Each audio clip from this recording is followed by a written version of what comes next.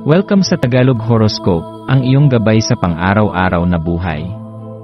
Hatid namin ang pinakadetalyadong horoscope na magsisilbing gabay mo sa pera, trabaho, pag-ibig, kalusugan, at swerte.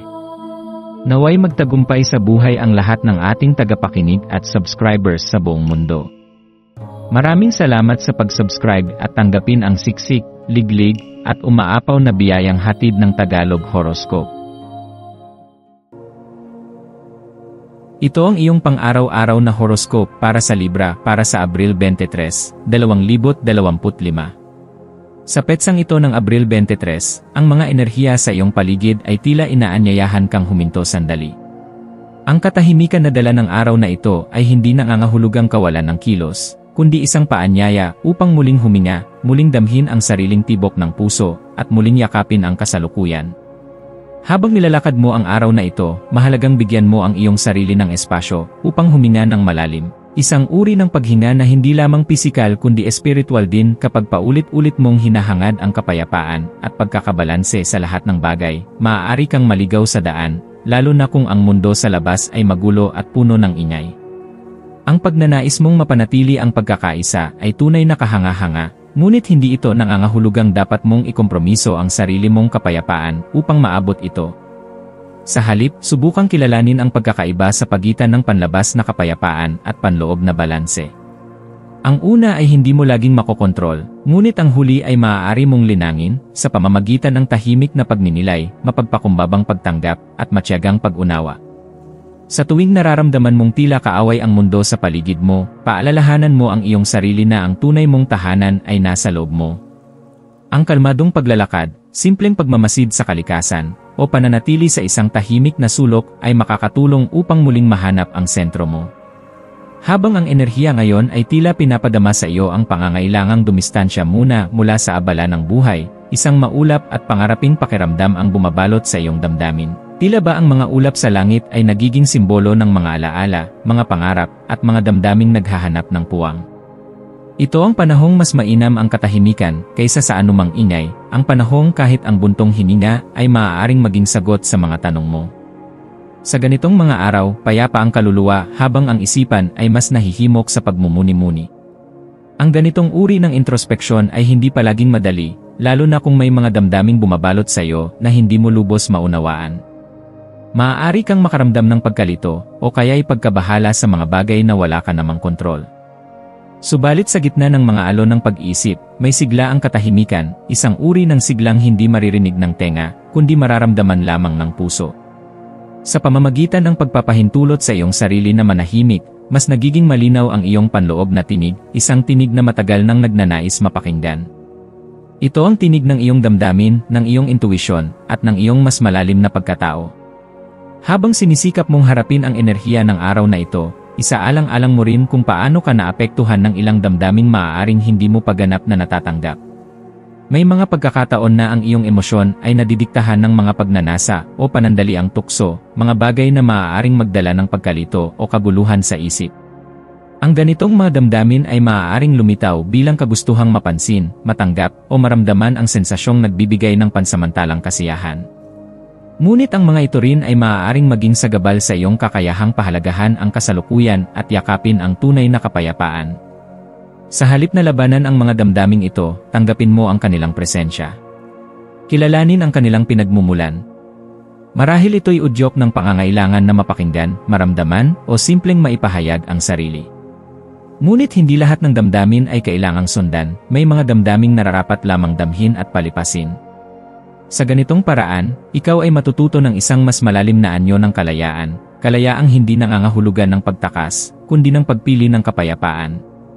Ngayong araw ay binibigyan ka ng pagkakataong pakinggan ang mga bulong ng iyong intuisyon. Sa mga oras na tila hindi malinaw ang direksyon, ang iyong sariling pakiramdam ang maaaring maging gabay. Ang iyong mga pangarap, maging ito'y literal na panaginip o mga pangarap ng puso, ay may mahalagang mensaheng nais iparating. Hayaan mo silang magsilbing ilaw sa iyong landas. Sa pagninilay, tanungin ang iyong sarili, ano ang tunay kong nais? Saan ako patungo? Sa pagtanggap sa mga sagot, maaaring hindi mo agad makita ang buong larawan, ngunit unti-unti, mas madarama mo ang direksyon. Ang araw na ito ay isang pambihirang sandali upang idistansya ang sarili mula sa magulong daloy ng labas na mundo. Sa halip, yakapin mo ang katahimikan at ang kalinawan na unti-unting bumabalot sa iyong paligid. Ang mga sandaling puno ng kabagalan ay nagbibigay daan upang mapansin mo ang mga detalyeng dati mong nalalampasan, ang liwanag ng araw sa iyong balat, ang tunog ng hangin sa pagitan ng mga dahon, at ang tibok ng iyong puso na paalala ng iyong pag-iral. Sa mga munting bagay na ito mo mararanasan ang tunay na kagandahan na ngayon. Ang maswerteng kulay para sa araw na ito ay malamlam na bughaw, isang kulay na sumasagisag ng katahimikan, lalim, at pagninilay. Ang swerteng numero ay 8, 3, at 21, mga bilang na nagpapahiwatig ng walang hanggang siklo, koneksyon sa sarili, at pagbabago. Ang maswerteng gawain ay pagsusulat sa journal o pagninilay sa pamamagitan ng pagtahimik sa isang natural na lugar. Ang mga ito ay makakatulong sa iyo upang mas maunawaan ang sarili at makabuo ng linaw sa mga tanong na matagal mo nang dinadala. Bilang paalala, hindi mo kailangang lutasin lahat ng bagay sa isang araw. Minsan, sapat na ang pag-upo sa gitna ng katahimikan, ang paghinga ng malalim, at ang pagyakap sa sarili bilang sapat.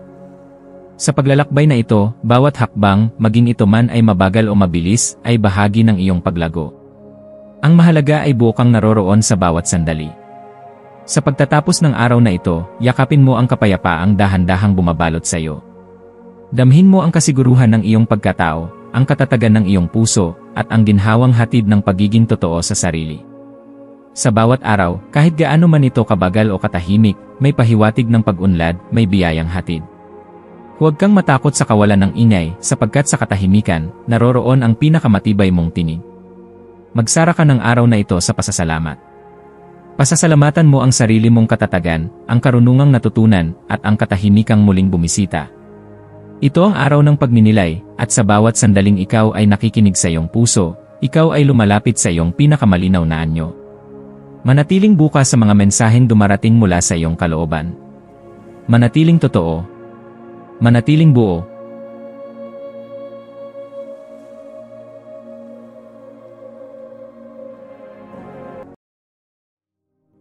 Tayo ay magkaroon ng kaunting sandali upang ipagdasal ang lahat ng mga dalangin ng ating mga subscribers, na sana'y matamo nila ang kanilang mga pinapangarap sa buhay, magandang trabaho, mabuting kalusugan, payapa at masayang pamumuhay, at siksik, liglig, at umaapaw na biyaya at kayamanan.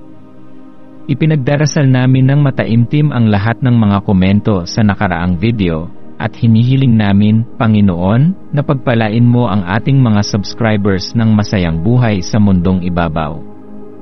Maraming salamat po. Maaari kayong mag-subscribe sa aming channel na Daily Prayer, kung saan nag-a-upload kami ng pang-araw-araw na Catholic Gospel Readings, Reflections, at Daily Rosary Reading para sa lahat ng misteryo ng araw. Tulungan ninyo kaming buuin ang community na ito at mag-subscribe na. Ang link ay nasa description box. Maraming salamat sa panonood ng iyong horoscope ngayon araw. Naway gabayan ka ng mga bituin sa iyong landas. Huwag kalimutang mag-like, share, at subscribe para sa iba pang cosmic na kaalaman. Hanggang sa muli, manatiling konektado sa universo,